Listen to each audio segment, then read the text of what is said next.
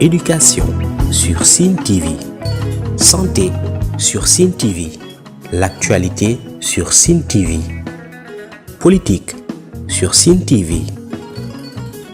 Sport sur Sine TV. Religion sur Sine TV. Culture sur Sine TV. C'est ay xibaar ci Sine TV. Ibrahima Ndong, je suis membre fondateur de Fimela Alliance Développement.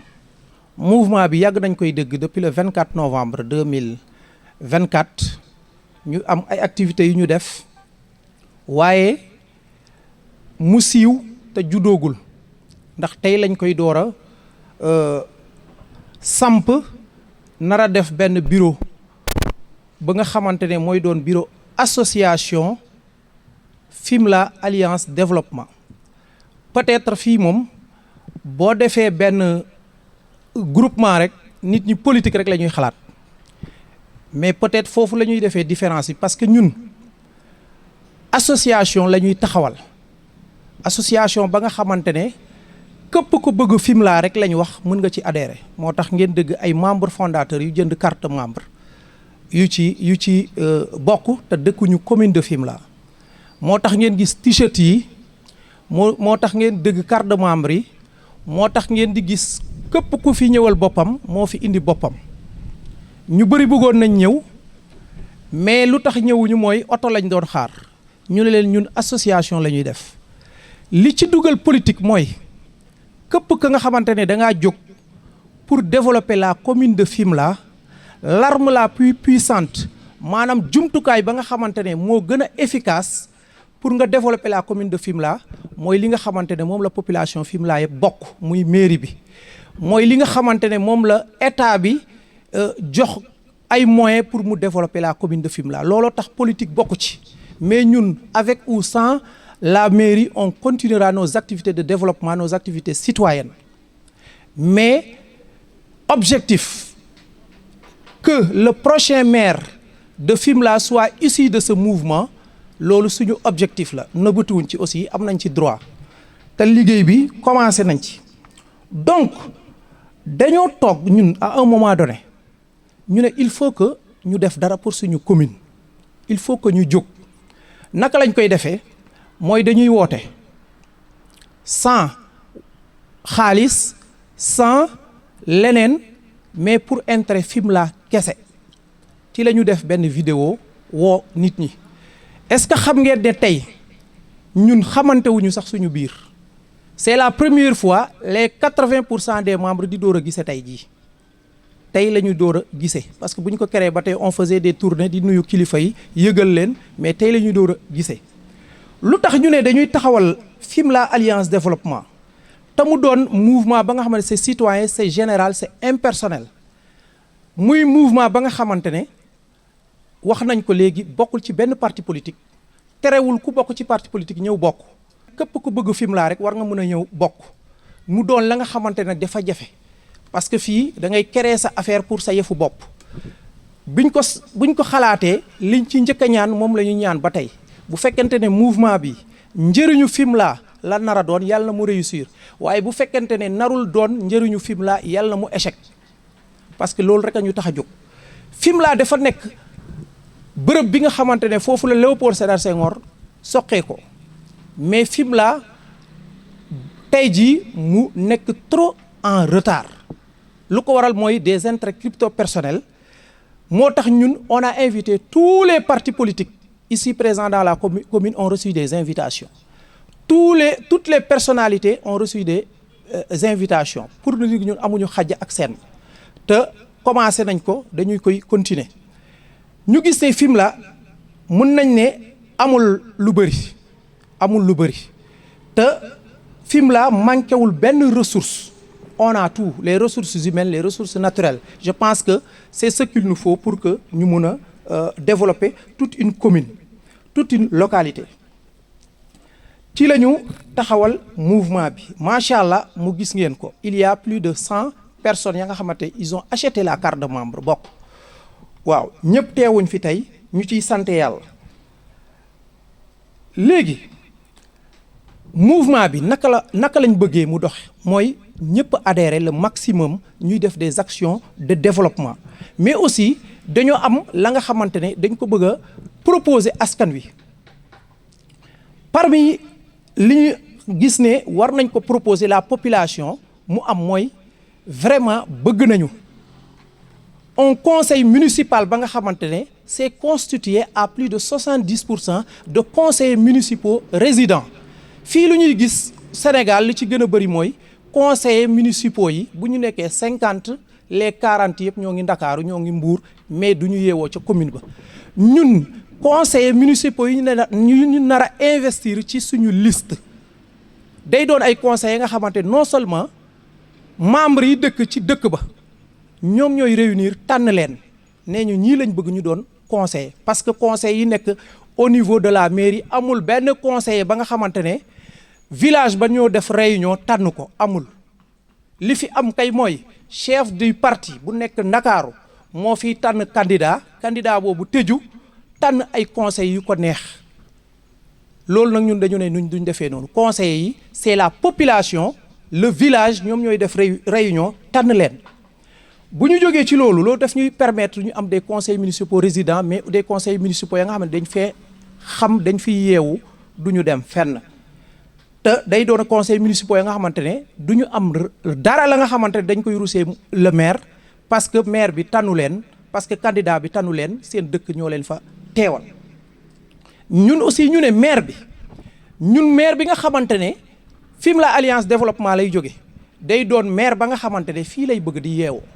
bëgguñu maire bu dem tëdd Dakar wala mu nekk à l'extérieur mais un maire résident bu fekkente ne dafa am liggéey ba nga xam ne mënu koo boole ak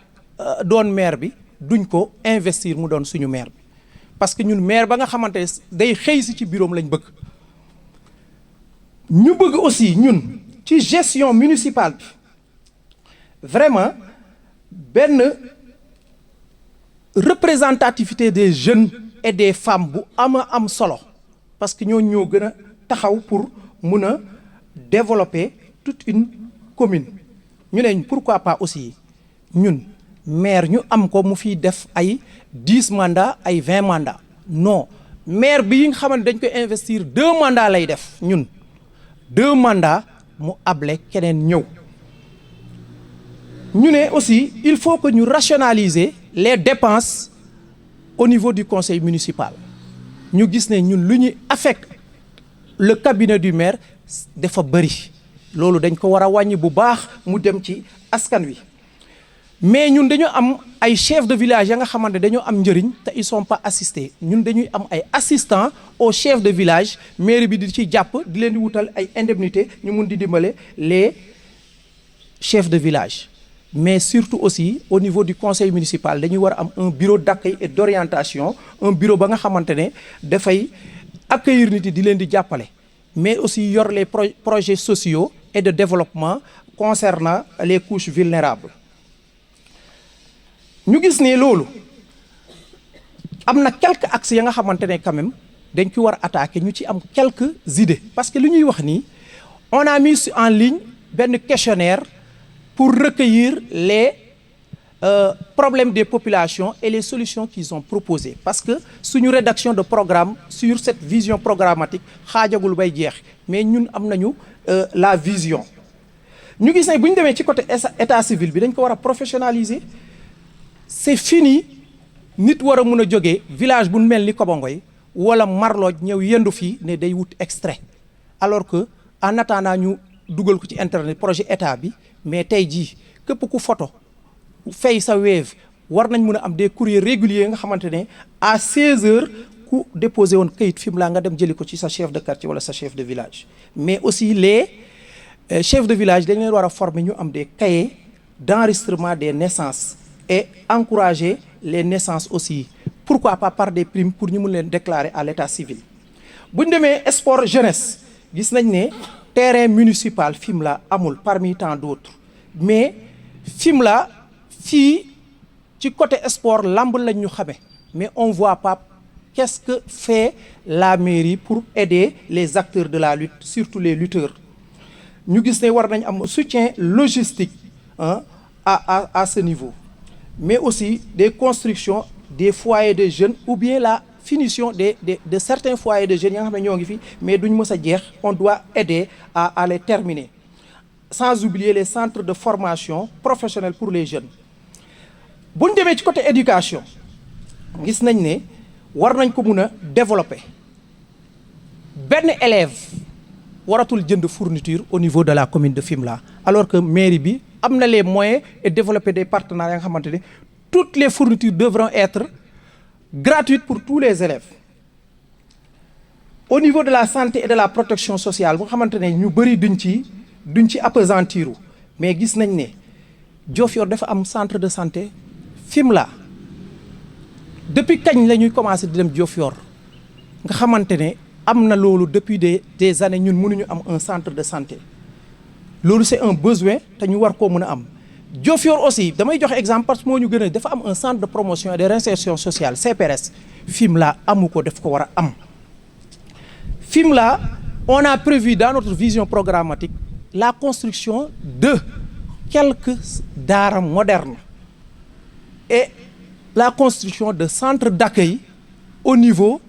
de la commune de Fimela, des centres d'accueil des enfants qui sont en difficulté. Mais aussi état dafa am ay bourses familiales, mais mairie aussi war na am des bourses municipales. ñun képp ko amul bourse état bi nga war a mën a am bourse municipale ñu la koy jox état mairie bi di gérer loolu. ñu war di mën di accompagner mais certains cas de maladie te mu doon nag la nga xamante ne du doon ay farfarloo, mais day doon la nga xamante ne ñëpp dañuy xam ne mairie bi war na mën di assister certains malades en état de gravité très remarqué. Au niveau des transports et des infrastructures ñun benn affaire mooy la nga xamante ne échec la, je le dis pour toutes les autorités muy étatique ak municipal, mooy le pont de Simal. Loolu gàcc la pour ñun vraiment. Le pont de Simal nekk Sénégal yëpp xam nañ pont de Simal nu mu mel, mais defuñ ko priorité. Ça sera une priorité et ça doit être une priorité pour ça. Mais aussi dañoo gis ne war nañ mën a rendre permanent et régulier le système de transport des élèves. Loolu buñ ko waxee am na ña nga xamante ne ñi dëkk ay campement ay ndangaan, mais imaginez-vous ils déboursent 1000 francs par jour pour mën a ñëw jàng si. Je pense que dafa war a nekk priorité pour que vraiment système de transport des élèves nekk une priorité ñu régler ko une fois pour toutes. Au plan culture, tourisme, commerce et artisanat ñun dañoo ne en consultant certains de nos spécialistes la relance de l'attractivité touristique de Fimela, loolu dañoo am projet bu tudd Fimela destination unique. Fa nga xamante ne fii c'est à nous le conseil municipal de faire la promotion du tourisme de Fimela ba nga xamante ne nag bu ñu nee am ndox amul Fimela rek war nañ mën a comprendre li des. Un tourisme ne peut pas fonctionner sans eau. Hôtel yaa ngi tëj, ñoo ngi ci ay difficultés yu bëri, mais dañoo ne ñun dañuy développer benn festival culturel annuel ba nga xamante day promouvoir les cultures locales,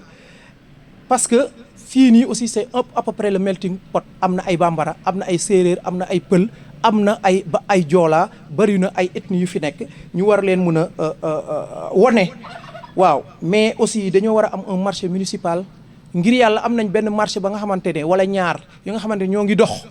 xaw nañu siiw muy Fimela ak Samba Dia, mais dañ leen war a développer. Mais l'île de Mar dafa war a mën a am